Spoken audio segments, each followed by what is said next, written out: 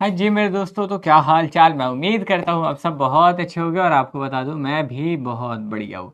तो क्या पे आते हैं, बातें कम करते हैं या फिर मैं चैट ऑफ कर दूँ?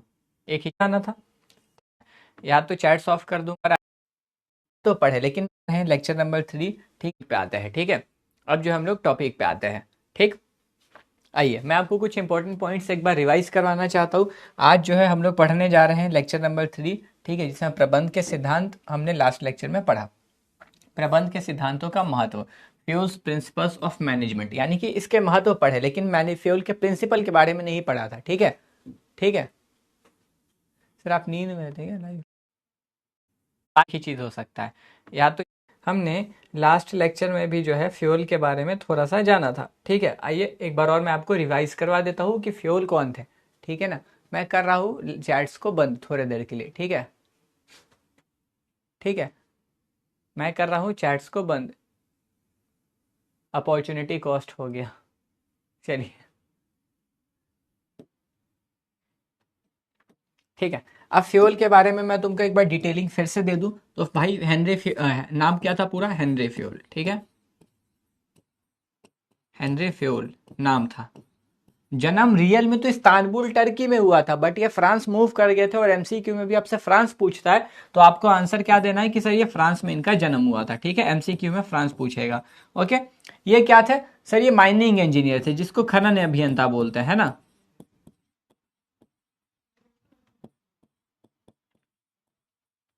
ये माइनिंग इंजीनियर थे, जिसको क्या बोलते हैं हिंदी में? खनन अभियंता। ठीक है, ये ध्यान रखना आपको। ये स्टील वर्कर थे। और इसमें क्या पॉइंटर्स पूछे जाते हैं एमसीक्यू में?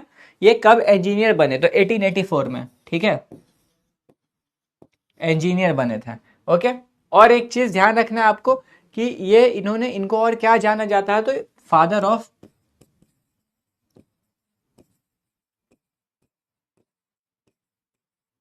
General management. ठीक है, यानी कि सामान्य प्रबंध के पिता। आपको ये चीज है, ये पॉइंटर बिल्कुल ध्यान रखनी है, ये एमसीक्यू में पूछेगा। हेनरी फ्यूल का जन्म फ्रांस में हुआ था, माइनिंग इंजीनियर यानी कि खनन अभियंता थे।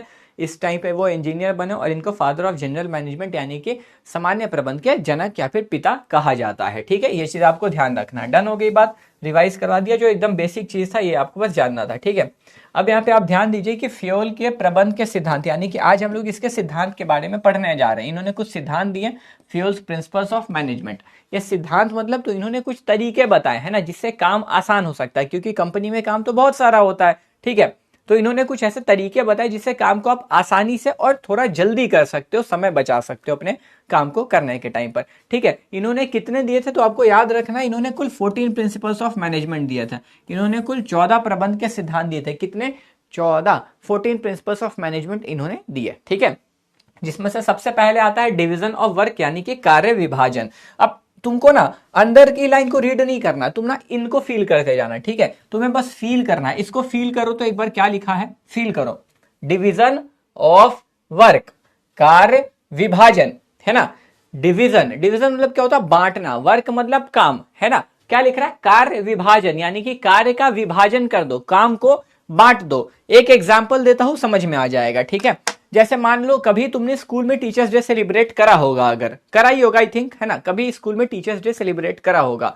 तुम लोग टीचर्स डे में क्या करते थे? सबसे पहले कंट्रीब्यूशन करवाते थे। कौन कौन पैसे दे रहा है? जो पैसे दे रहा आएगा, नहीं दे रहा नहीं आएगा, है ना, यही करते थे। ठीक है, ये कर लिया। पैसे जो लोग दे रहे हो, ठीक है, अब क्या करते हो? एक बंदा तो सारा काम कर नहीं पाएगा, आप लोग बांटते थे। देख भाई, तू खाने पीने का सामान लेके आना, तू डेकोरेशन का सामान लेके आना, तू ये लेके आना, तू सबको इनवाइट कर लेना। मतलब जितने भी लोग हैं उनमें थोड़े थोड़े थोड़े थोड़े करके तुम लोग काम को बांट लेते थे, यही करते थे। ऐसा क्यों करते थे? इसलिए करते थे कि एक बंदा तो सारा काम कर नहीं पाएगा, इसलिए काम को बांटते थे, है ना। वैसे ही फ्यूल ने बोला, फ्यूल का कहना था कि भैया देखो, एक कंपनी में ना काम तो बहुत सारे होते हैं। ठीक है, बहुत सारे काम होते हैं, आपको भी पता है। उत्पादन यानी कि प्रोडक्शन, परचेज यानी कि क्रय, सेल्स यानी कि विक्रय, मार्केटिंग मतलब विपणन। तो एक कंपनी में बहुत ही सारे काम होते हैं, हजारों बथेरे काम होते हैं। इतने सारे काम एक अकेला बंदा तो कर नहीं पाएगा। तो फ्यूल ने कहा कि इन कामों को ना छोटे छोटे टुकड़ों में बांट दो। ठीक है, तो ये जितने काम हैं इनको आप छोटे छोटे हिस्सों में बांट दो, अलग अलग लोगों में। इससे क्या होगा? अलग अलग लोग जब काम करेंगे ना, तो काम सही भी होगा और समय पे होगा। ठीक है, लेकिन ये चीज ध्यान रखना है, काम ऐसे नहीं बांटेंगे कि किसी को भी कुछ भी दे दिया। मतलब जैसे फ्योल ने बोला कि अगर किसी को कॉमर्स का नॉलेज है तो उसको अकाउंट से रिलेटेड काम दो, अगर किसी को साइंस की नॉलेज है उसको टेक्नीशियन टेक्नोलॉजी वाले काम दो, है ना। उनका कहना था कि जिसके पास जो एबिलिटी है, जो कैपेबिलिटी है, उनको वही काम दो, यानी कि जिसकी जो योग्यता और जो क्षमता है उसको उसी के अनुसार काम दो। अगर किसी को साउथ इंडियन बनाने आता तो उसको साउथ इंडियन खाना बनाने ही दो, अगर किसी को चाइनीज बनाने आता तो उसको चाइनीज बनाने दो, वरना इडली सांभर डोसा चटनी अलग अलग कर देंगे सब लोग, है ना। तो उनका कहना था कि जिस इंसान को जो काम आता है ना वही काम करने दो। इसका रीजन है कि अगर वो अपने उसको वो काम आता है और वो अपने आते हुए काम को, मतलब मुझे तो आ रहा, मुझे डोसा बनाना लेट सपोज आता है, तो मैं डोसा को बढ़िया बनाऊंगा, और पता चला कि मैं पिछले 10 साल से डोसा रेस्टोरेंट चलाता आ रहा, तो मैं तो डोसा अच्छा ही बनाऊंगा, है ना, और समय पे बनाऊंगा, ज्यादा खर्च मतलब बर्बादी भी नहीं होगी, बर्बाद नहीं होगा सामान, रिसोर्सेज भी बचेंगे, है ना। तो फ्योल का कहना था कि हम लोग डिवीजन ऑफ वर्क करेंगे, मतलब काम को छोटे छोटे हिस्सों में बांट देंगे। Work should be divided among individuals, ठीक है, work should be divided among individuals according to their capability and ability, यानी कि काम जो है बटा होना चाहिए इंडिविजुअल्स में उनकी एबिलिटी और कैपेबिलिटी के अनुसार, ठीक है। अब इससे क्या होगा, मान लो मैं एक ही काम को लगातार 10 साल 12 साल 15 साल 13 साल करता आ रहा हूं, तो मुझे स्पेशलाइजेशन हो जाएगी, मुझे ना पता लग जाएगा कि इसके बाद क्या करना है, इस काम को कितने देरी में किया जा सकता है, ठीक है, ये चीज। तो जब आप एक ही काम को लगातार करते हो ना तो आपकी उसमें विशेषज्ञता आ जाती है, इससे क्या होता है, स्पेशलाइजेशन होता है। यहां पर ही एमसीक्यू बनता है, ठीक है, यहां पर एमसीक्यू बनता है। तो आपको ध्यान रखना है कि डिवीजन ऑफ वर्क से स्पेशलाइजेशन आता है, कार्य विभाजन की वजह से विशेषज्ञता होती है, ठीक है, कार्य विभाजन को परिभाषित नहीं करता है विशेषज्ञता, ये चीज आपको ध्यान रखना है, ठीक है। देखिए इसमें ऐसा कुछ नहीं है कि सर आपको ये लिखना है, आपको ये लिखना है, ठीक है, पूरा ही लिखना है, एकदम क्रिस्प लेके आया हुआ आपके लिए, कुछ ऐसा नहीं है कि आपको ये नहीं लिखना वो नहीं लिखना है, ठीक है। देखो work is divided into small task, काम को छोटे छोटे हिस्सों में बांट दो, each task is assigned to a specialist, ठीक है। देखो कार्य को छोटे छोटे भागों में बांटकर प्रत्येक कार्य विशेषज्ञ व्यक्ति को दिया जाता है, ठीक है। दिस लीड्स टू, देखो यही आपसे एमसीक्यू में पूछा जाएगा, ठीक है ना, ये एमसीक्यू में ये ऑप्शन रहेगा और एक ये वाला लाइन आपको ऑप्शन में मिलेगा, सही ऑप्शन ये रहेगा, ठीक है। देखो इसी के वजह से, इसके वजह से स्पेशलाइजेशन होता है, ठीक है। This leads to specialisation and increases efficiency and speed of work. Efficiency तो समझते हो, सही कॉस्ट में काम करना और सही टाइम पे काम कर देना, स्पीड ऑफ वर्क, ठीक है। इसका ऑब्जेक्टिव ये क्यों जाता है, ये किया क्यों जाता है, तो objective is to achieve more and better output with minimum effort, यानी कि कम मेहनत में हम अपने रिजल्ट को पाले, ठीक है। तो देखो विशिष्टीकरण होता है, अरे कहां गया, हाँ इससे विशिष्टीकरण होता है और कार्य अधिक कुशलता व तेजी से पूरा होता है। फ्योल के अनुसार इसका उद्देश्य कम प्रयास में अधिक और बेहतर उत्पादन करना है। डन हो गई बात। सेकेंड प्रिंसिपल पे आते हैं। सेकेंड प्रिंसिपल होता है अथॉरिटी एंड रेस्पॉन्सिबिलिटी, अधिकार एवं उत्तरदायित्व। अब देखो अथॉरिटी मतलब क्या समझते हो, 7-14 है ना, मैं 7 पढ़ाने के बाद एक बार क्लैरिटी मांगूंगा, समझ आए कि नहीं, फिर 7 आगे कंटिन्यू करूंगा, ठीक है। अब आता है अथॉरिटी और रेस्पॉन्सिबिलिटी, ठीक है। अथॉरिटी यानी कि अधिकार, रेस्पॉन्सिबिलिटी मतलब उत्तरदायित्व। अधिकार से तुम क्या समझते हो, हाँ, रेस्पॉन्सिबिलिटी से तुम क्या समझते हो, मुझे ये बताओ सर। रेस्पॉन्सिबिलिटी का मतलब ना, छोड़ो रेस्पॉन्सिबिलिटी, अधिकार जाने दो, रेस्पॉन्सिबिलिटी समझो। सर रेस्पॉन्सिबिलिटी मतलब ना जिम्मेदारी, बात तो आप बिल्कुल सही कह रहे हो, जिम्मेदारी। मान के चलो तुम किसी कंपनी में काम करने गए, तुम जॉब करने गए, ठीक है, तुम्हारे मैनेजर ने तुमको बोला कि भाई मुझे आज रिपोर्ट 4 बजे तक चाहिए तो चाहिए। अभी आपकी जिम्मेदारी हो गई कि आप 4 बजे तक बना के रिपोर्ट दे दो, हुई ना, मतलब ये तो आपकी ड्यूटी है कि अब आपको किसी तरीके से 4 बजे तक वो रिपोर्ट उनको सबमिट करना ही होगा, हाँ कि ना, यस और नो, यस सर, ठीक है। ये होता है रेस्पॉन्सिबिलिटी, यानी कि रेस्पॉन्सिबिलिटी का मतलब क्या होता है, obligation to do the task in best possible manner, ठीक है। मतलब काम, ऑब्लिगेशन मतलब कि आप ऑब्लाइज्ड हो, आप ना, आपकी ड्यूटी हो गई है कि आपको जो काम मिला है उसको बेहतरीन ढंग से करके देना है। अथॉरिटी क्या होता है, जैसे अधिकार, ठीक है, आप कंपनी में हो, ठीक है, आपसे आपका जूनियर आके छुट्टी मांग रहा, आप नहीं दे सकते छुट्टी, क्यों, आपके पास अथॉरिटी नहीं है, आपके पास पावर ही नहीं है, आप कैसे छुट्टी दोगे, मैनेजर देगा ना, ठीक है। वही मैनेजर ने अगर आपको बोल दिया कि अगर आपसे आपका जूनियर छुट्टी मांगता है तो आप दे सकते हो, अब आपके पास पावर आ गया है कि आप राइट मतलब डिसीजन ले सको, है ना। अभी तक डिसीजन लेने का राइट नहीं था, लेकिन अब आपके पास डिसीजन लेने का अधिकार आ गया है, आया है ना, कि अब छुट्टी दे सकते हैं, यानी कि अब आप उसको छुट्टी दे सकते हो। तो अथॉरिटी का मतलब होता है राइट्स एंड पावर, ठीक है, राइट्स एंड पावर, ठीक है, अधिकार या शक्ति, ठीक है, to take various managerial decision, यानी कि अधिकार और शक्ति कि आप प्रबंध में क्या निर्णय ले सको, ठीक है। और उत्तरदायी तो मतलब रेस्पॉन्सिबिलिटी, मतलब जो काम आपको मिला है आप उसके प्रति उत्तरदायी हो कि वो काम बेहतरीन ढंग से हो जाए, समझे। हाँ सर, अब समझो अथॉरिटी और रेस्पॉन्सिबिलिटी का मतलब अभी समझे। अब इन दोनों को बोलते हैं, फ्यूल का कहना था ना, ये दोनों बराबर मात्रा में होने चाहिए, मतलब जितनी आपको अथॉरिटी दी है उतनी ही रेस्पॉन्सिबिलिटी होनी चाहिए। मतलब ये नहीं कि अथॉरिटी दे दी और रेस्पॉन्सिबिलिटी ला ला ला ठन ठन ठन कर दिया। मतलब सर अथॉरिटी, मान लो तुमने अथॉरिटी दे दिया, ठीक है, कि भाई देखो तुमको फाइनेंस डिपार्टमेंट में डाल रहे हैं, तुम्हें जितनी भी फंड्स की जरूरत होगी यूज कर सकते हो, अथॉरिटी दी है बस, रेस्पॉन्सिबिलिटी काम नहीं दिया अभी तुमको। तो तुम क्या करोगे, तुम्हें जब लगेगा पैसों की जरूरत है पर्सनल यूज के लिए पैसे निकाल लिए, जब कोई आता है पैसे दे दिया, ठीक है, रेस्पॉन्सिबिलिटी नहीं मिली, आपने काम खराब कर दिया।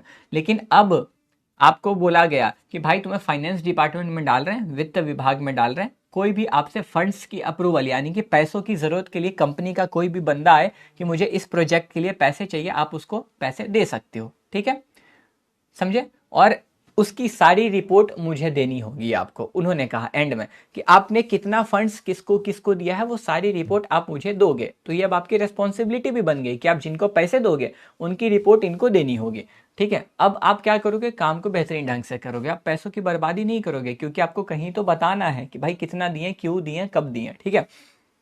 वैसे ही अगर रेस्पॉन्सिबिलिटी दे दी जाए और अथॉरिटी साइड कर दी जाए कि नहीं नहीं नहीं देंगे अथॉरिटी, तो काम पूरा नहीं होगा। मतलब तुमको बोल दिया गया, ठीक है, कि आपसे कोई भी कंपनी में सॉरी हाँ, आप फाइनेंस की सारी रिपोर्ट मुझे आज बना के दो, मैनेजर ने बोला। बनाओगे कैसे, तुम्हारे पास तो पावर ही नहीं है, आपके पास तो पावर ही नहीं ना फंड देने के, अभी तक तो नहीं है। तो वही होता, अथॉरिटी और रेस्पॉन्सिबिलिटी दोनों बराबर होने चाहिए, दोनों में से कोई भी कम या ज्यादा नहीं होना चाहिए, ठीक है। जितना अथॉरिटी होगा उतना ही रेस्पॉन्सिबिलिटी भी होगा। तो there should be proper balance between authority and responsibility. Without authority responsibility will lead to inefficient of work या फिर इनकम्प्लीट वर्क, ठीक है। यही चीज, बिना अथॉरिटी के अगर रेस्पॉन्सिबिलिटी दोगे तो काम अधूरा रह जाएगा, और बिना रेस्पॉन्सिबिलिटी के अगर अथॉरिटी दोगे तो वो इनडिसिप्लिन बिहेव करेगा। मतलब अगर आपने बिना उत्तरदायित्व के अधिकार दे दिया तो वो काम पूरा नहीं क्या अनुशासनहीन व्यवहार करेगा, और बिना अधिकार के उत्तरदायित्व दे दिया तो वो काम को ही पूरा नहीं कर पाएगा, ठीक है। ये चीज देखो, अथॉरिटी रेफर, ठीक है, authority refers to the right to give orders, यानी कि आपको ऑर्डर देने का अधिकार है। While responsibility is the obligation to perform assigned duties, ठीक है, यानी कि रेस्पॉन्सिबिलिटी मतलब जो काम आपको मिला है आप उसको पूरा करिए, ठीक है। अधिकार का अर्थ आदेश देने की शक्ति है, जबकि उत्तरदायित्व उसका पालन करने का दायित्व है, ठीक है। There must be a proper balance between authority and responsibility, ठीक है। तो देखो दोनों में संतुलन होना आवश्यक है, ठीक है। इफ अथॉरिटी इज लेस, अगर अथॉरिटी यानी कि यदि अधिकार come and responsibility is more, work will not be effective, यानी कि यदि अधिकार कम और उत्तरदायित्व अधिक होगा तो कार्य प्रभावी नहीं होगा, ठीक है। दूसरा प्रिंसिपल था, समझ आया होगा आई होप, ठीक है। चलिए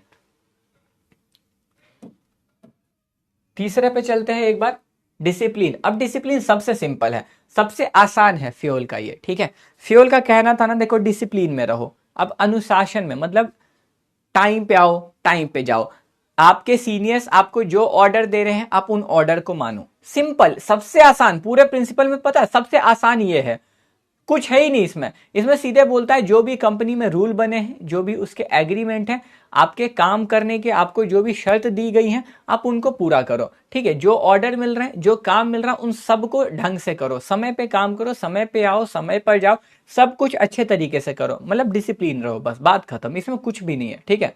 वाह, राजन बोल रहा नहीं समझे, भाई रिवाइंड करके पूछ लो सान्या, यानी कि रूल आप मानोगे। देखो डिसिप्लिन क्या बोलता है, discipline means obedience to rules, agreements and employment, ठीक है, डिसिप्लिन का मतलब ओबीडियंस टू रूल, यानी कि रूल आप मानोगे, एग्रीमेंट मानोगे, employment conditions of the organisation. Employment condition मतलब क्या होता है, जब आप कहीं जॉब करने जाओगे ना, जब आप कहीं जॉब करने जाओगे तो आपको शर्त बताएगा कि आपको इतने देर काम करना है, इस दिन काम करना है, इतनी सैलरी मिलेगी, ये होता है एम्प्लॉयमेंट कंडीशन। आप ये नहीं कर सकते, आप वो नहीं कर सकते, ऐसा करके, ठीक है। देखो, अनुशासन से अभिप्राय संगठन में निर्धारित नियमों, समझौते एवं सेवा शर्तों का पालन करने से है, ठीक है। देखो, it requires good supervision. Supervision मतलब क्या होता है, नजर रखना, ठीक है। सुपरविजन मतलब होता है नजर रखना, ठीक है। क्लियर एग्रीमेंट्स, यानी कि साफ साफ लिखा हुआ एग्रीमेंट में, एंड फेयर पेनल्टीज, ठीक है। तो देखो, अनुशासन बनाए रखने के लिए अच्छे पर्यवेक्षक, पर्यवेक्षक मतलब नजर रखने के लिए बंदा होना चाहिए, ठीक है। स्पष्ट समझौते तथा दंड का न्यायपूर्ण प्रावधान आवश्यक होता है, ठीक है। It helps maintain trust, coordination and efficiency in the organisation, ठीक है। तो यह संगठन में विश्वास, समन्वय और कार्यकुशलता बनाए रखता है। डन हो गई बात, ठीक है। चलिए, अब आता है यूनिटी ऑफ कमांड। इस पे एमसीक्यू पूछता है, ठीक है। लोग इसमें कंफ्यूज होते हैं, लोग इसमें कंफ्यूज हो जाते हैं। डन, एक बार डाउट्स देख लेते हैं, रुक जाओ प्लीज। रहा हूँ थोड़ी देर के लिए सारा, क्योंकि यहाँ पे ऑर्डर देने के लिए यहाँ कुछ होगा, ठीक।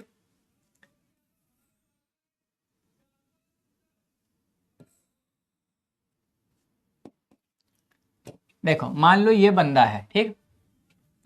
मान लो, मान लो, मान लो, मान लो, ठीक। यहाँ कुछ लोग हैं,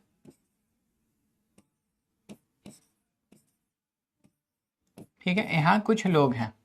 अब इसको ऑर्डर देने के लिए, इन लोगों को ऑर्डर देने के लिए, ठीक है, पहले इन लोगों को ऑर्डर सिर्फ इस इंसान से मिलता था, ठीक है।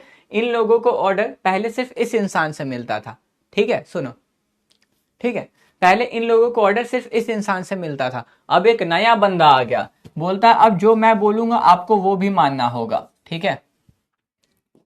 अब इसने इसको बोला कि भाई तुम लेफ्ट जाओ, ये बोलता तुम राइट जाओ। मुझे एक बात बताओ, कंफ्यूजन होगा? जल्दी बताइए, क्या कंफ्यूजन होगा? अगर ऐसा होगा, दो लोग एक ही इंसान को ऑर्डर देंगे तो क्या कंफ्यूजन होगा?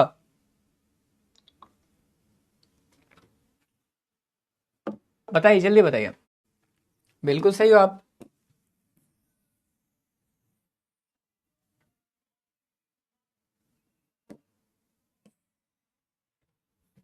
अब सोच लो 2 मिनट के लिए कि इन लोगों को,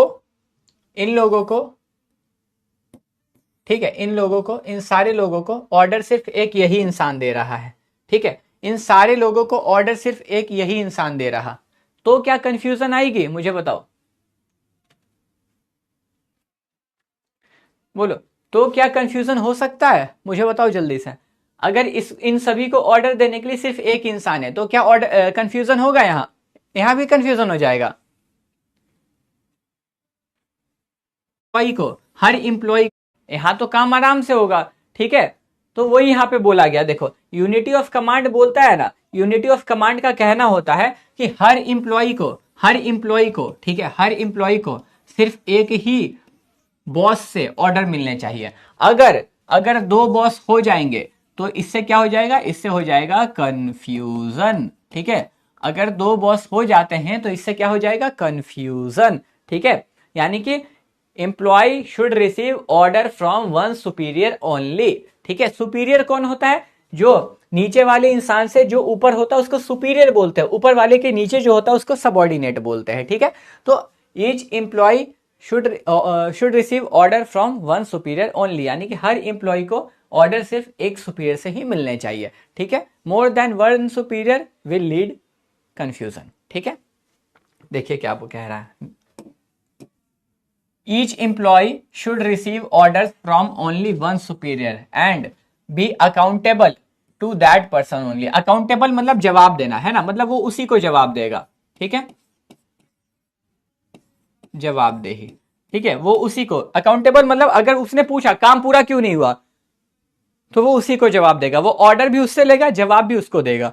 ठीक, देखो, प्रत्येक कर्मचारी को केवल एक ही अधिकारी से आदेश प्राप्त करना चाहिए और उसी के प्रति उत्तरदायी होना चाहिए। ठीक है, receiving orders from multiple superiors creates confusion, indiscipline and inefficiency. ठीक है, तो एक से अधिक अधिकारियों से आदेश मिलने पर भ्रम, अनुशासनहीनता, कार्य में बाधा उत्पन्न होती है। ठीक है, डन डन, समझ में आ गई बात। अब ये उसी का अपडेटेड वर्जन है। ठीक है ना, ये 4 नंबर का अपडेटेड वर्जन है। क्या है?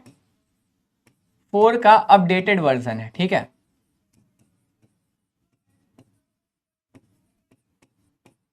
Updated version. ठीक है, अपडेटेड है, बस कुछ नहीं है इसमें, कुछ बस थोड़ा सा चेंज है, थोड़ा सा। ठीक है, ध्यान देना। देखो, इसका कहना था, यहां पे आपको क्या पता लगा कि हर इंप्लॉय को एक ही इंसान से जो है ऑर्डर मिलने चाहिए। ठीक है, इसमें कहा ना कि बात तो बिल्कुल सही कह रहे हो। ठीक है, हर इंप्लॉय को एक ही इंसान से ऑर्डर मिलने चाहिए और वो, ठीक है, और वो एक ही प्लान पे भी काम करने चाहिए। ये नहीं कि ये सब 4 प्लान पे चल रहा है। ठीक है, यहां पे एक कीवर्ड लिख देता हूं,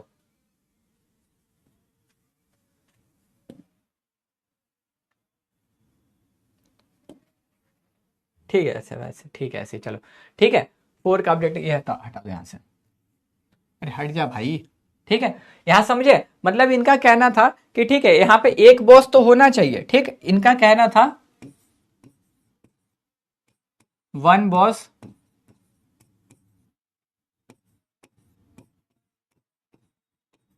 1 प्लान। ठीक है,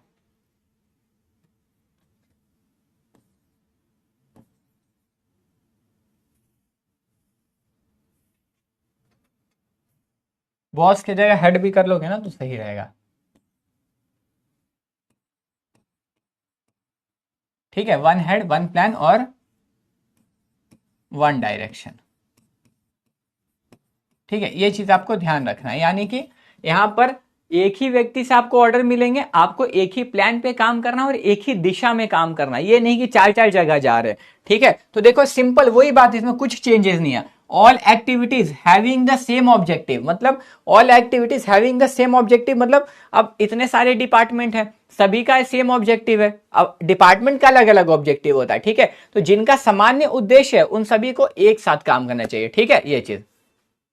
ठीक है, तो देखो, all activities having the same objective should be directed by 1 plan and 1 manager. ठीक है, तो सामान्य उद्देश्य वाली सभी गतिविधियों को एक ही योजना और एक ही प्रमुख के अधीन संचालित किया जाना चाहिए। ठीक है, this ensures unity of action and proper coordination in the organisation. इससे संगठन के प्रयास एक दिशा में केंद्रित रहते हैं और समन्वय स्थापित होता है। डन हो गई बात यहां तक?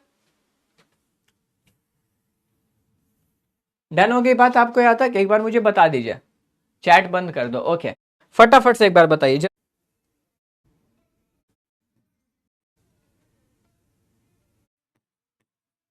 1 हेड 1 प्लान, यानी कि क्या लिखोगे?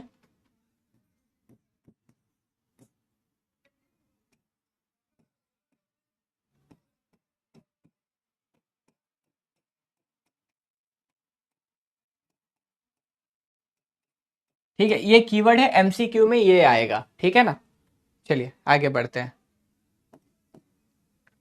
अब आता है ये वाला, बड़े ध्यान से सुनिएगा। ठीक है, ये वाला ध्यान से सुनिएगा, ये बहुत इंपॉर्टेंट है। ठीक है, अभी जो होते हैं कम दूंगा।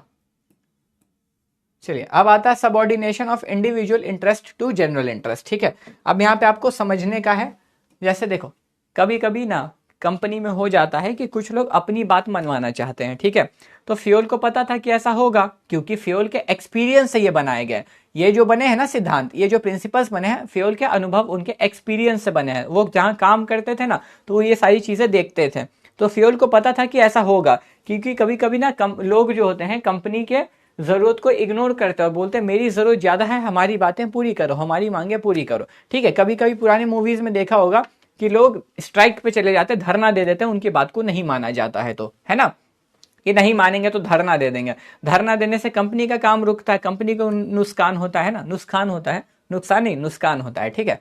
तो चलिए, नुकसान कंपनी को हो जाता है। तो अब क्या हुआ कि एक कंपनी बन थी, ठीक है, कंपनी में ना कुछ एम्प्लॉय, 4-5 एम्प्लॉय मिल गए और बोलते हमारी सैलरी बढ़ाओ। पागल कर दिया उन्होंने, ठीक है। कंपनी बोलती अरे भैया क्या बात कर रहे हो यार, 4-5 साल से तो हमने प्रॉफिट का शक्ल भी नहीं देखा है ना, तुम्हारी सैलरी कैसे बढ़ा दे, इतने सारे मेरे गले खा जाएंगे कि भाई प्रॉफिट कर नहीं रहे हो, इन्वेस्टर मेरा गला खा जाएगा, प्रॉफिट कर नहीं रहे हो, तुम सैलरी कैसे बढ़ा रहे हो, वो भी बस उन 4 की कौन लगते हैं वो तुम्हारे 4, है ना। वो बोलते हैं हम कुछ नहीं जानते, हमारी सैलरी बढ़ाओ, ठीक है।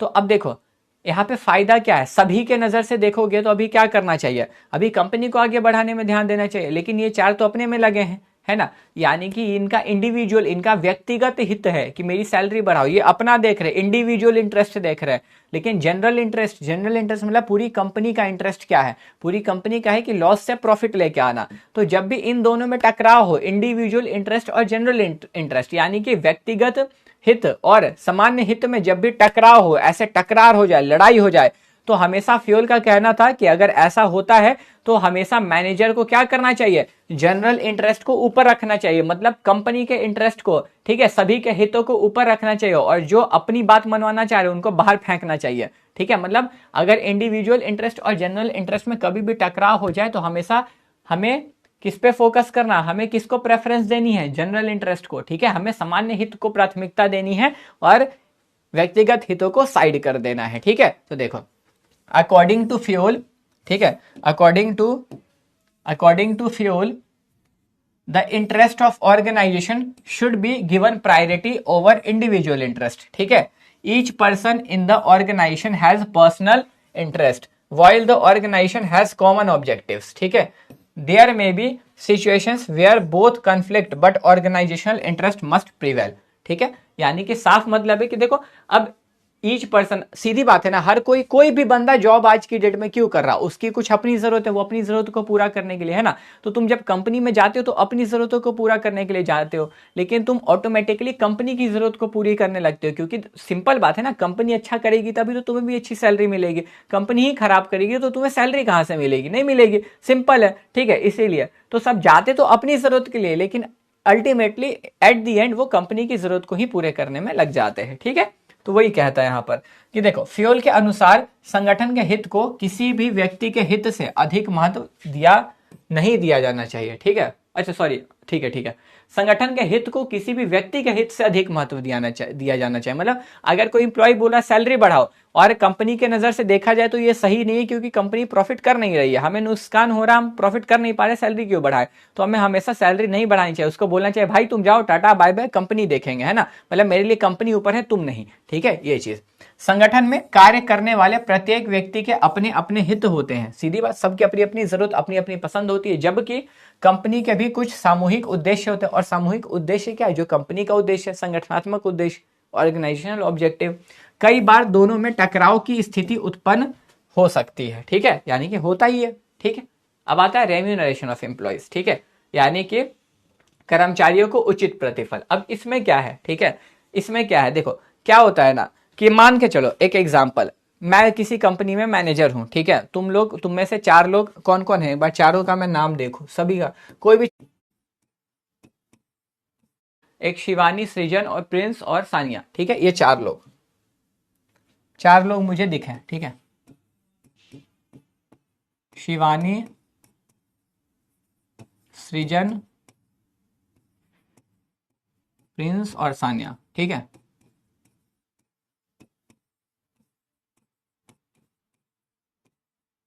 ठीक, ये 4 लोग, और एक आध लिख देते हैं, कौन कौन है, खुशी, चलो इतने लोग आए मेरी कंपनी में, लोग इतने लोग काम करने आए, ठीक, ये सब लोग मेरी कंपनी में काम करने आए हैं, ठीक है, नए अभी नए हैं सब। अब क्या हुआ ना, इनके साथ में मेरा एक दोस्त भी आ गया, इनके साथ में, भाई इधर बात सुनो, हिंदी का क्लास कैंसिल हो गया, पढ़ रहे हो यहां और ध्यान हिंदी पर है, हद हाल है, भी आया, ठीक है, इनके साथ साथ मेरा भी एक दोस्त भी आया, ठीक है, मेरा एक दोस्त आया साथ में। अब क्या हुआ, ये सारे लोग इसमें से ये सारे लोग बहुत अच्छा मेहनत कर रहे हैं, बहुत काम कर रहे हैं, ठीक है, बहुत काम कर रहे हैं, ये सब बहुत काम कर रहा है, शिवानी बहुत काम कर रही, सृजन बहुत काम कर रहा, प्रिंस बहुत काम कर रहा, सानिया बहुत काम कर रही, खुशी थोड़ी सी बुरा मत मानना खुशी, बस कह रहा, खुशी थोड़ी कामचोर है और राजन थोड़ा कामचोर है, दोनों, ठीक है। और एक मेरा दोस्त, ठीक है, वाह लिख रहा नॉट क्लियर्ड सर, अभी खत्म ही नहीं हुआ है और इनका क्लियर ही नहीं हुआ है, ठीक है। चलिए, एक मेरा दोस्त, ये तीनों कामचोर हैं, ठीक है, ये तीनों काम नहीं करना चाह रहे हैं। अब सभी को बराबर सैलरी मिल रही, सभी को बराबर सैलरी मिल रही और मैं अपने दोस्त को और ज्यादा सैलरी दे रहा, ठीक है, समझो यहां, मैं अपने दोस्त को ना इनसे भी ज्यादा सैलरी दे रहा, इन सबको बराबर सैलरी मिल रही और मैं अपने दोस्त को और ज्यादा सैलरी दे रहा। तो यहाँ पे देखो ये तो गलत है ना, काम तो सारे लोग बराबर कर रहे हैं, मैं ऐसे सैलरी में अनफेयर कर रहा, मैं सैलरी किसी को कुछ दे रहा, ये तो गलत हो रहा है, ठीक है। तो फ्योल का कहना था ना कि देखो सभी इंप्लॉय को इतना सैलरी दो जिससे उनको ये ना लगे कि मेरी मेहनत तो बर्बाद जा रही है ना, कम से कम उनको इतनी सैलरी दो जिससे उनको फील हो कि भाई जो मैं मेहनत कर रहा, मेरे मेहनत लायक मुझे पैसा मिल रहा, ठीक है। ये नहीं कि किसी को कुछ दिया, किसी को कुछ दिया, किसी को कुछ दिया, नहीं, उनको इतनी सैलरी देनी है जिससे उनके मेहनत के हिसाब से उनको लगे, ठीक है, ये चीज, ठीक है, ठीक है, ये चीज, ये चीज समझ मत करो कि किसी को कुछ दे रहे, किसी को कुछ दे रहे, और जो काम नहीं करे उनको कम सैलरी दो, जो काम करे उनको वैसा सैलरी दो, है ना, सिंपल, काम के हिसाब से, जो अच्छा मेहनत कर उसको उस हिसाब से पैसा दो, जो अच्छा नहीं कर रहा उसको उस हिसाब से, जो काम नहीं कर रहा वैसा, ठीक है, समझे। तो वही चीज देखो क्या बोल रहे हैं यहाँ पर, employees should be paid fair, reasonable and satisfactory remuneration, the compensation should be sufficient to maintain a balanced standard of living and must be within the paying capacity of the organization, ठीक है। proper remuneration increases satisfaction, motivation and loyalty among employees. It also creates a positive work environment and harmonious relations between management and harmonious relation मतलब शांति वाला, है ना, शांति वाला, मतलब एक अच्छा रिलेशन बनता है मैनेजर और वर्कर में, ठीक है। तो यहाँ क्या बोला, इस सिद्धांत के अनुसार कर्मचारियों को दिया जाने वाला प्रतिफल यानी कि वेतन या मजदूरी उचित, न्यायोचित एवं संतोषजनक होना चाहिए। प्रतिफल ऐसा होना चाहिए जिससे कर्मचारियों का जीवन स्तर संतुलित रह सके, साथ ही यह संगठन की भुगतान क्षमता के भीतर भी हो। उचित प्रतिफल मिलने से कर्मचारियों में संतोष, प्रेरणा एवं कार्य के प्रति निष्ठा बढ़ती है, ठीक है। इससे संगठन में अच्छा वातावरण बनता है और प्रबंध तथा कर्मचारियों के बीच मधुर संबंध स्थापित होते हैं, जिसके परिणाम स्वरूप कार्य सुचारू एवं कुशलता पूर्वक चलता है, ठीक है। अगला अब आता है सेंट्रलाइजेशन एंड डिसेंट्रलाइजेशन, ठीक है, बहुत अच्छा कॉन्सेप्ट है ये भी, बहुत अच्छा कॉन्सेप्ट है ये भी, ठीक है, बहुत अच्छा कॉन्सेप्ट है ये भी, ठीक है, ठीक है। अब देखिए सेंट्रलाइजेशन और डिसेंट्रलाइजेशन समझना, क्या बोला, सेंट्रलाइजेशन और डिसेंट्रलाइजेशन, ठीक है। अब यहाँ पर होता है ना, देखो कंपनी में ना, जब कंपनी बहुत बड़ी होती है ना, तो सारा काम अब आपको ही पता है कि मालिक तो कर नहीं पाएगा, तो वो ना अपना पावर, वो अपने पावर को लोगों में बांट देता है फिर, ठीक है, वो अपने पावर को लोगों में बांट देता है, क्या करता है, पावर को बांट देता है कि वो और लोग काम करें और मैं मेन काम पे फोकस कर सकूं, ठीक है। मैं अपने बिजनेस को, अब क्योंकि मालिक का काम बिजनेस को बढ़ाना है, वो कब तक छोटे मोटे चीज को देखेगा, झाड़ू लगा कि नहीं, पोछा लगा कि नहीं, ये हुआ कि नहीं, वो हुआ, सिंपल है ना। तो वो अपने पावर्स को नीचे की तरफ बांटता जाता है। तो जब एक मैनेजर, जब एक सुपीरियर अपने पावर्स को सबॉर्डिनेट के साथ शेयर करता है, यानी कि जब एक अधिकारी अपने अधिकार को अधीनस्थों के साथ बांटता है ना, उनमें आवंटन करता अपने अधिकारों का, तो इसको हम लोग विकेंद्रीकरण कहते हैं, ठीक है।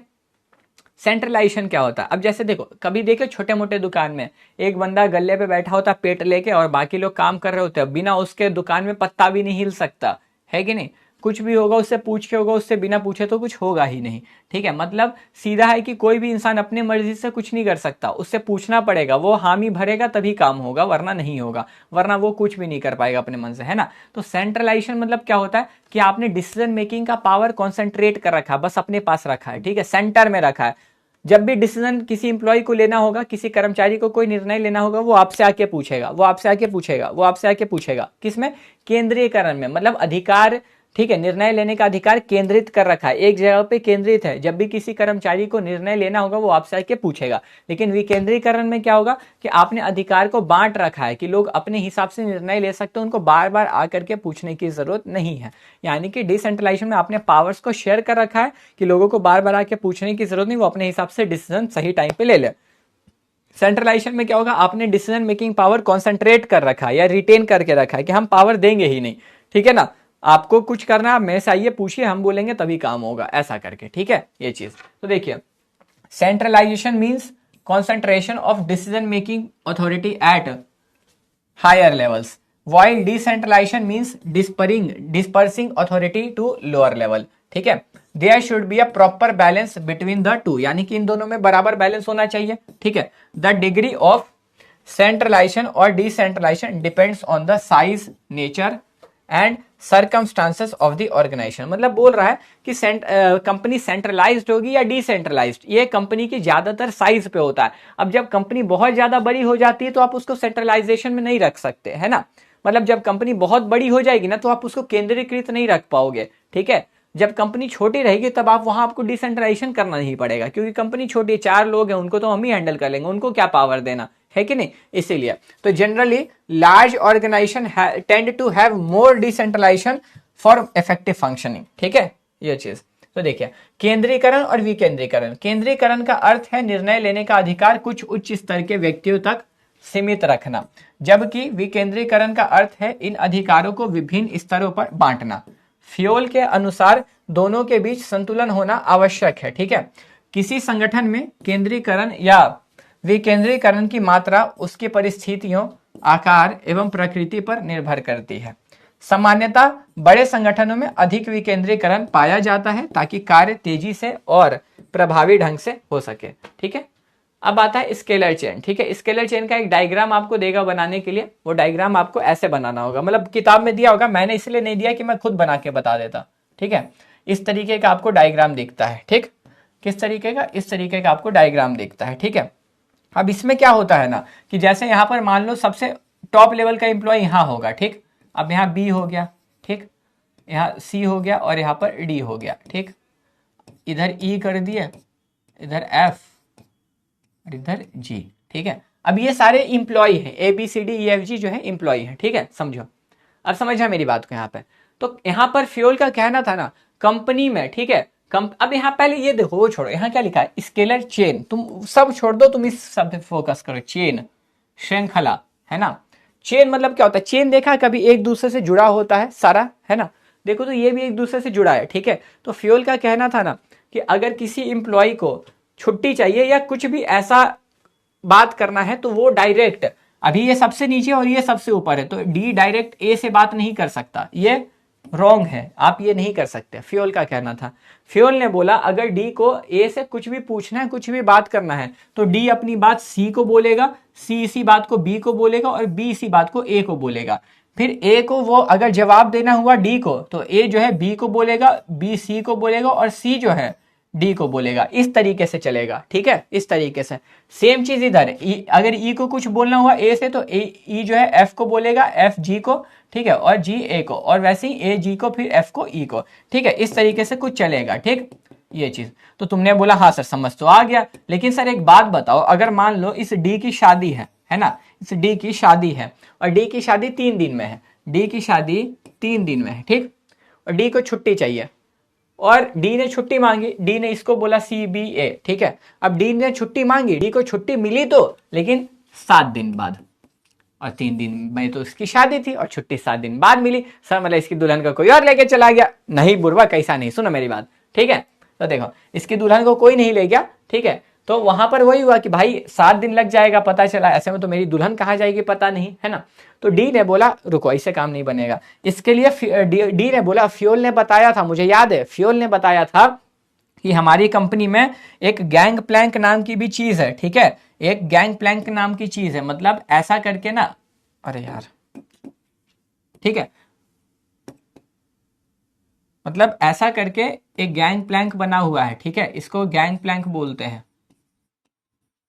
जगह ही नहीं बचा, ठीक है, मैं यहाँ पे बना देता हूं इसको। ये जो रेड वाला है ना, इसको क्या बोलते हैं, इसको गैंग प्लैंक, समतल पट्टी, ठीक है, इसको गैंग प्लैंक बोलते हैं। मतलब अगर इमरजेंसी का केस आता है, इमरजेंसी का केस, ठीक है, तो हम इस गैंग प्लैंक का इस्तेमाल करके किसी से भी बात कर सकते हैं। मेरा जिससे मतलब मुझे जिससे बात करना है, मैं इस गैंग प्लैंक का इस्तेमाल करके किसी से भी बात कर सकता हूं, लेकिन कब? इमरजेंसी के केस में, ऐसे ही नहीं, ठीक है ना, कि जब मनुआ मुंह उठा के गैंग प्लैंक, नहीं, इसको आप तोड़ नहीं सकते हो, ध्यान रखना। कायदे से स्केलर चेन कभी टूटना नहीं चाहिए। इसको इसलिए अनब्रोकन चेन ऑफ कमांड भी बोला जाता है। स्केलर चेन को क्या बोला जाता है? अनब्रोकन चेन ऑफ कमांड, ठीक है।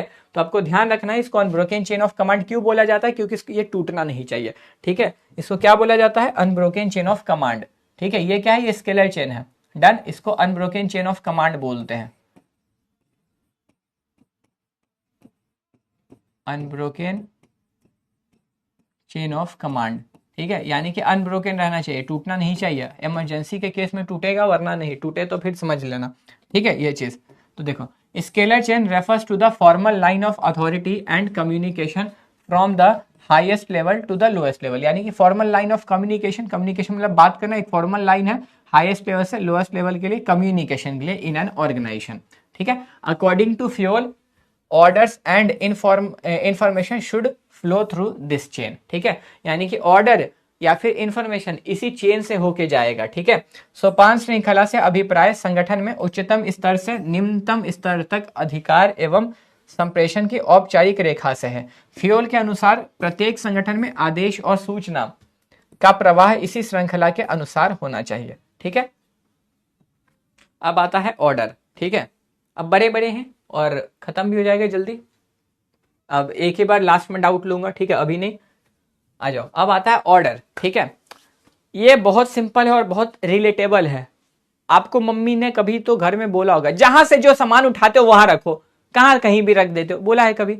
हाँ सर बोला तो है ना। ये ऑर्डर वही है, लेकिन ऑर्डर यहाँ दो चीजों का होता है, ठीक है। ये ऑर्डर व्यवस्था उसी का है यहाँ, लेकिन ऑर्डर दो चीजों का होगा, ठीक है।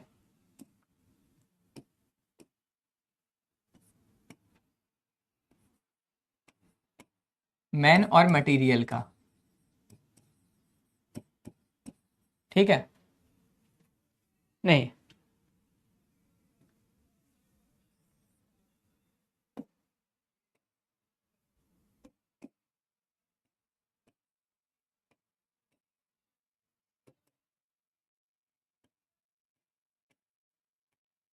ठीक है। अब समझो यहाँ पे, ठीक है। यानी कि मटेरियल मतलब वस्तु और व्यक्ति का, ठीक है, इन दोनों का होगा। सर नहीं समझ आ रहा, बताइए, बता ही तो रहा हूं, सुनो ना। अब देखो, ऑर्डर में बोला गया ना, ठीक है, कि क्या होता था ना, तुमको एक एग्जांपल बताता हूँ, ठीक है, बड़े ध्यान से सुनना मेरी बात को। जैसे मान लो एक गैरेज की कंपनी है, एक गैरेज है, गैरेज जहाँ गाड़ियां बनती है उसको गैरेज बोला जाता है, तो वहाँ गाड़ियां बनती हैं, ठीक है। अब क्या है ना, दो लोग थे, एक चुन्नू और एक मुन्नू, ठीक है, एक चुन्नू और एक मुन्नू, ठीक है। दोनों का गैरेज था, एक का गैरेज चुन्नू का इधर, मुन्नू का इधर। मैं इधर ही बताता हूँ, आ जाओ, ठीक है, या ढोलू भोलू आ जाओ, नहीं आओ, सिंपल चलो। गैरेज वन, ठीक है, G1, गैरेज वन, ठीक है, गैरेज वन और गैरेज टू, ठीक है। गैरेज वन किसका था सर? गैरेज वन था, गैरेज वन किसका था सर? गैरेज वन ढोलू का था, ठीक है। ढोलू भोलू को तो जानते ही होगे, टकलुओं को, नहीं छोटे लोगों को, है ना, जो उसमें थे छोटा भीम में। और ये था भोलू का, ठीक है। अब क्या हुआ ना, एक दिन इन दोनों का गैरेज था, दोनों दुश्मन थे, जानी जानी दुश्मन, ठीक है। एक दिन एक गाड़ी आई, एक कार आई, कार बनवाने के लिए, ठीक है। अब सीधी बात है, गैरेज में बनवाने आएगी। कार आई पहले ढोलू के गैरेज, ढोलू को बोला, ढोलू कार बना दो मेरी, ठीक है। अब ढोलू इतना अच्छा आदमी, ढोलू की आदत थी, काम किया और बन रहा है रजनीकांत। एक गाड़ी बनाए ऐसे फेंका, एक गाड़ी बनाया ऐसे फेंका, एक चीज बनाया ऐसे फेंका, ठीक है। इसके पहले इसने एक गाड़ी बनाई थी, अब इसने बन तो गया हीरो कर करके, ठीक है।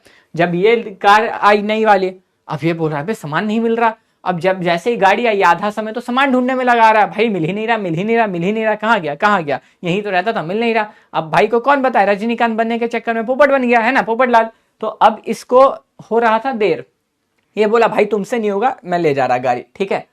अब क्यों देर हुआ? क्योंकि भाई आधा टाइम तो सामान ढूंढने में लगा था, सामान इसने सही जगह रखा ही नहीं। ठीक है, अब हर चीज का एक जगह होता है, एक बॉक्स का, टूल बॉक्स का एक जगह था ये, ठीक है, टूल बॉक्स का। अब इसने यहां रखा नहीं, फेंक दिया। आपका स्क्रू ड्राइवर उधर है, बॉक्स उधर है, कपड़ा उधर है, साफ करने वाली आधी चीजें उधर है ना, सब इधर उधर छितर बितर पड़ा हुआ है, सही जगह पर नहीं है, तो ढूंढने में तो समय लगेगा। अब इसके पास इतना समय थोड़ी है। ये बोलता भाई तुमसे नहीं होगा, हम अपनी गाड़ी ले जा रहे हैं आगे, यानी कि वो आ गया भोलू के गैरेज लेके। भोलू अच्छा बंदा था।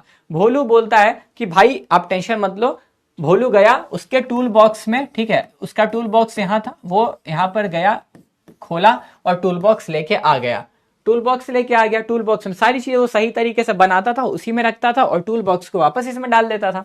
ठीक है, वो गया, गाड़ी बना दी और गाड़ी बना के काम भी बन गया, है ना। तो अब देखो एक बात बताओ, यहाँ पे क्या बोला गया कि हर चीज को सही जगह पे रखना है ना।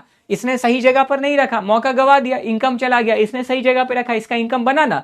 तो इसीलिए बोला गया कि मटेरियल का, यानी कि everything on it's right place, तो सब चीजें सही जगह पर होनी चाहिए। अगर सही जगह पर नहीं होगी तो काम में देरी होगी और फिर दिक्कत आएगी आपको। इसने सही जगह पे नहीं रखा तो काम में देरी हुई और दिक्कत किसको आई? इसको आई, है ना।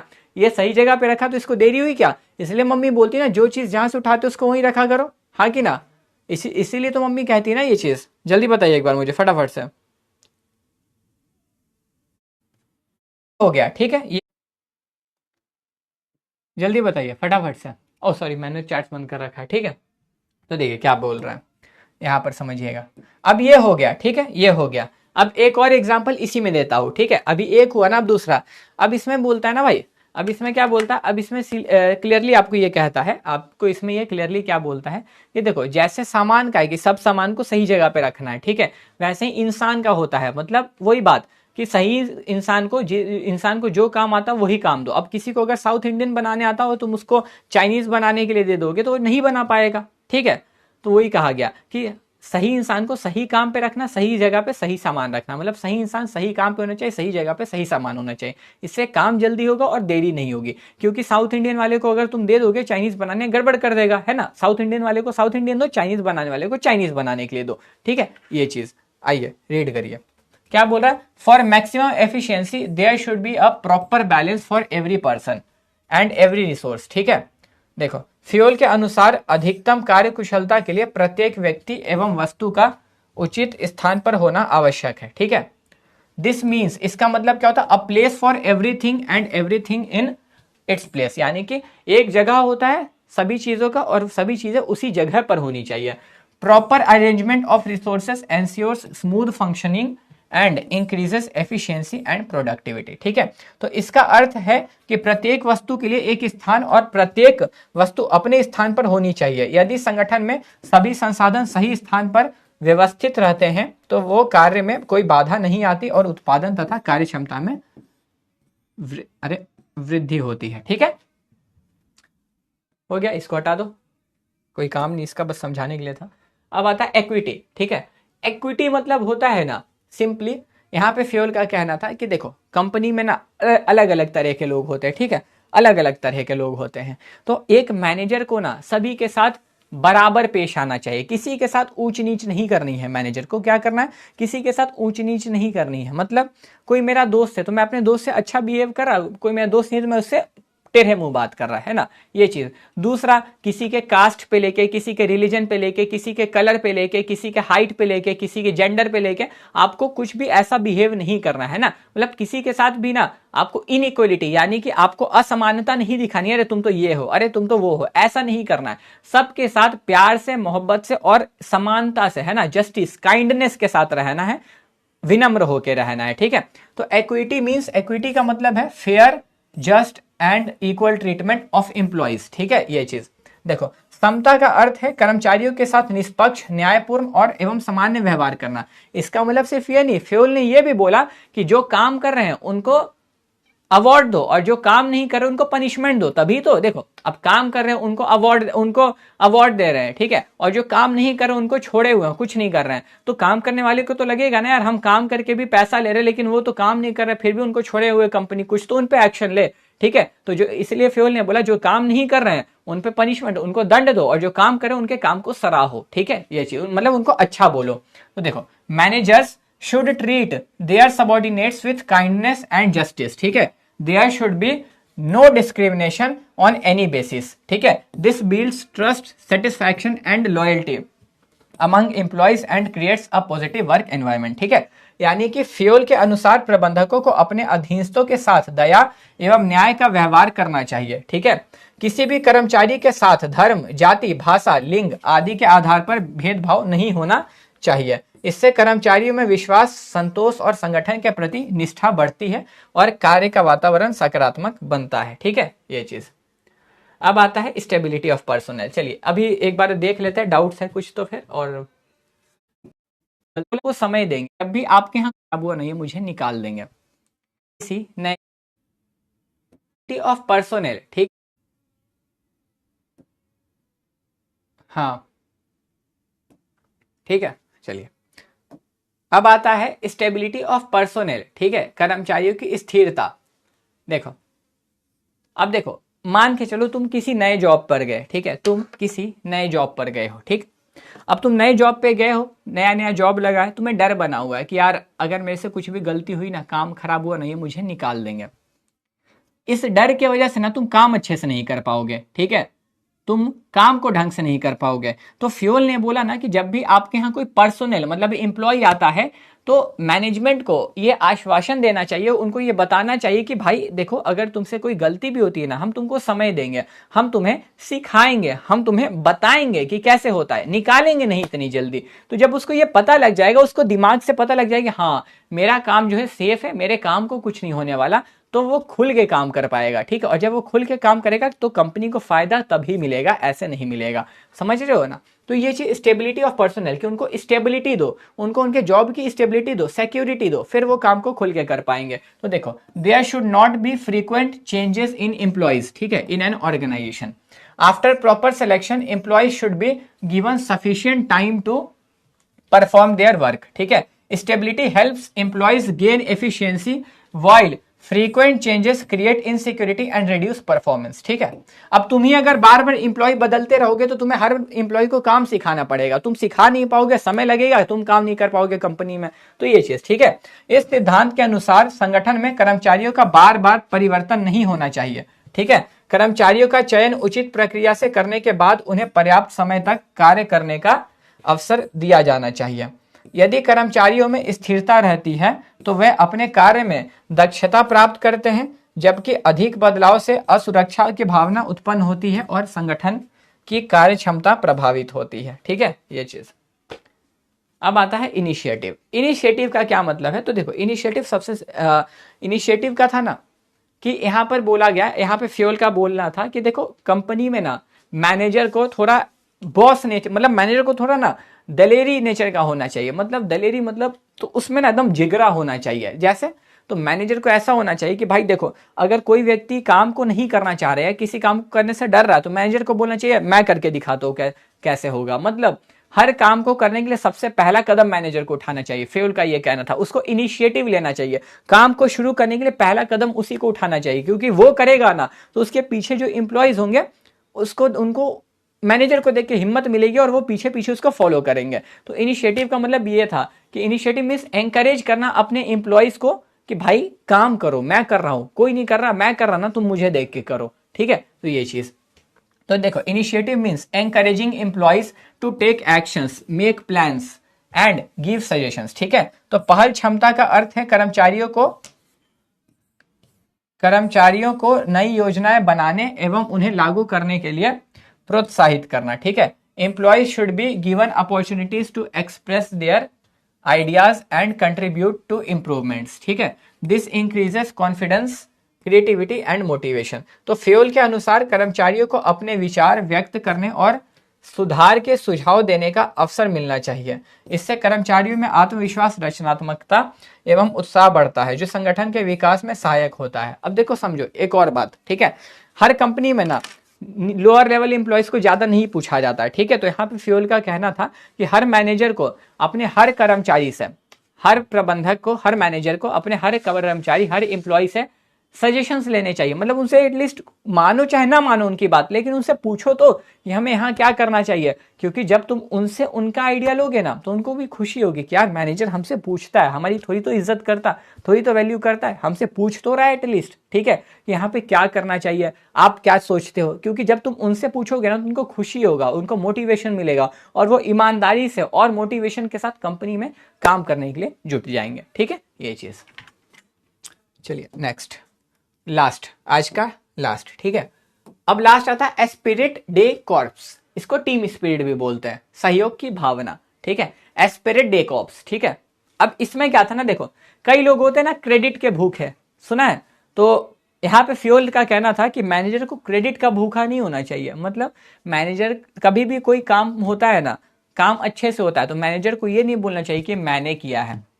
फ्यूल का कहना था कि जब भी कोई काम पूरा हो तो उसको ये बोलना चाहिए मैंने नहीं, ये हम सब ने मिलके किया है। ठीक है, मैनेजर को क्या बोलना चाहिए, मैंने नहीं किया, ये हम सब ने मिलके किया है। इससे पूरी टीम को आप संबोधित करते हो, समझ रहे हो, मतलब इससे आप पूरी टीम के एफर्ट्स को दिखाते हो कि मेरा मेहनत नहीं था, हम सब नहीं होते ना तो ये नहीं हो पाता।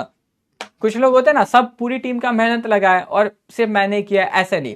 ठीक है, फ्यूल का कहना था आप बोलिए कि भाई ये मेरी वजह से नहीं, मेरी टीम की वजह से हुआ, हम सब ने मिल के किया है। इससे क्या होगा कि जब आप ये बोलोगे ना तो जितने लोग उसमें इन्वॉल्व होंगे, जितने लोग भी उसमें मेहनत करेंगे, उनको खुशी होगी कि यार बंदा अच्छा है, एटलीस्ट हमारा नाम तो ले रहा, हमने मेहनत किया तो, है ना। तो उनको अच्छा लगेगा तो वो अगली बार फिर से और मेहनत करेंगे, क्योंकि कंपनी में अच्छा होगा, है ना, और उनका नाम लिया जाएगा इसीलिए। तो यहाँ पे स्पिरिट डी कॉप्स था कि आपको टीम स्पिरिट बना के रखनी है, टीम को आगे रखना, अपने आप को नहीं। तो manager should replace I with we, यानी कि मैनेजर को रिप्लेस करना चाहिए आई, आई मतलब मैं। तो यहाँ मैनेजर को, प्रबंधक को, मैं को हम से बदलना चाहिए कि मैंने नहीं हमने किया है, मैंने नहीं हमने किया है। तो manager should replace I with we. ठीक है, इससे क्या होगा, टीम स्पिरिट बनेगी, टीम भावना बनेगी और सब मिल के साथ में काम करेंगे। ठीक है, तो देखिए this principle refers to promoting unity, team spirit and harmony among employees. ठीक है, इस सिद्धांत का अर्थ है संगठन में एकता, टीम भावना और पारस्परिक सहयोग को बढ़ावा देना। Manager should encourage cooperation and a sense of belonging. ठीक है, तो प्रबंधकों को कर्मचारियों के बीच सहयोग और भाईचारे की भावना विकसित करनी चाहिए। Unity leads to better coordination and helps in achieving organizational goals efficiently. ठीक है, तो जब संगठन में एकता होती है तो समन्वय बेहतर होता है और सामूहिक प्रयासों से लक्ष्य आसानी से प्राप्त किए जा सकते हैं। डन हो गई बात और खत्म हो गया टॉपिक आज का। ठीक है,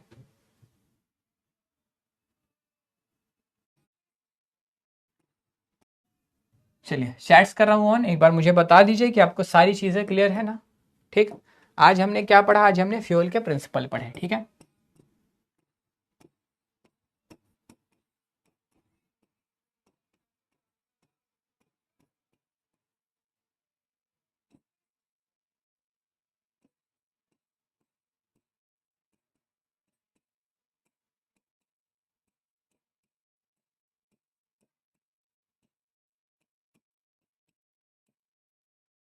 कितने हैं, 14। ठीक है, ध्यान रखना है टोटल। ठीक है, होमवर्क में है कि आप एक बार इसको लेके please please please NCERT read करेंगे। ठीक है,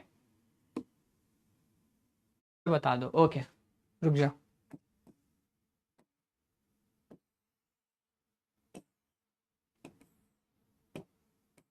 देखो रेम्यूनरेशन ऑफ एम्प्लॉयज में सीधा उसका कहना था ना, ठीक है, यहाँ पर फ्यूल का सीधा सीधा कहना था कि आप एम्प्लॉय को एटलीस्ट उतनी सैलरी दो जिससे उनको ये ना लगे कि मेरी मेहनत बेकार जा रही, मुझे तो मेरे मेहनत के हिसाब से पैसा भी नहीं मिल रहा है ना। आप उनको इतनी सैलरी दो जो उनके मेहनत को जस्टिफाई करे कि हाँ मैं जितना मेहनत करा एटलीस्ट मुझको उतना पैसा तो मिल रहा। ठीक है, मतलब आप उनको उनके मेहनत के ही लायक पैसा दो, कम भी मत दो ज्यादा भी मत दो, वो जितनी मेहनत करे एटलीस्ट उतना पैसा उनको दे दो। ठीक है, ये कहना था यहाँ पे, समझ में आया भाई। मतलब उनको फेयर दो, ऐसा नहीं कि उनको ये लगे कि यार ये पैसा कम दे रहा है, मैं काम ज्यादा कर रहा लेकिन ये पैसा मुझे ढंग का नहीं दे रहा है ना। तो उनको ठीक ठाक पैसा दो, उनके मेहनत के हिसाब से पैसा दो। डन, और कुछ डाउट ना किसी एक पॉइंट पे नहीं। ठीक है, जब भी आपके यहाँ बंदा आता है करने होमवर्क में मैं यही दूंगा, प्लीज आप इसके लिए एक बार एनसीईआरटी पढ़ लीजिएगा। 14 प्रिंसिपल्स आप एनसीईआरटी से जरूर पढ़ें। हिंदी मीडियम वाले हिंदी एनसीईआरटी पढ़ो, इंग्लिश मीडियम वाले इंग्लिश एनसीईआरटी पढ़े।